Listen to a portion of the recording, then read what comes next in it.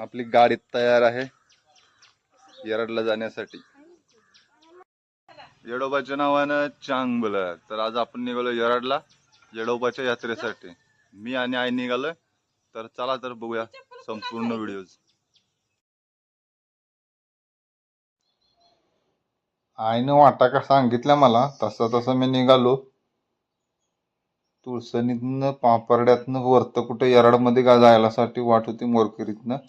तसं आईने सांगितल्या पद्धतीने मी निघालो. ऊन तर जास्त होतं. उन्हाच्या झाडा तर जबरदस्त बसत होत्या. कसा बसा पोचलो येरडमध्ये. बघतो तर काय ही गर्दी. मंदिर तर दिसत होतं ते काय बाजूला दिसते एका कोपऱ्यात. मंदिरात गेलो पण गर्दी काय वाटत नव्हती एवढी. मग आम्ही गेलो आमच्या गावच्या झाडाजवळ तर गावातली माणसं पण होती. तर त्यासनी विचारलं की तुमचं देवदर्शन झालंय का नाही. तर म्हणली तर झालं या, तुम्ही जावा दर्शनाला. दर्शनाला आपण गेलो. बाहेर नाही दर्शनासाठी आम्ही लाईन मध्ये उभं राहिलो. बघतो तर काय ही लाईन. तरी पण आपलं राहिलो. म्हटलं येईल 45-50 मिनिटात नंबर. बाहेरनं आपलं व्हिडिओ घेतलं मंदिराचे. आणि नंतर पालखीला छबिना चालू झाला. छबिन्यात बघतो तर ह्या गर्दी. मांदळ गर्दी कुठनं आली काय कळेना. तसं बसं आपलं गुलाल टाकून पाया पडलो. तेवढ्यात बघतो तर येडोबाची मुख्य पालखी निघाली.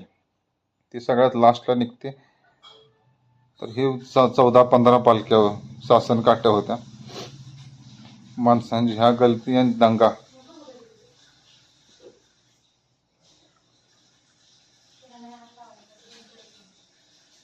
बारकी पोरं पण नाचत होती तर खांद्यावर. गर्दीतनं पण धाडसी पोरं.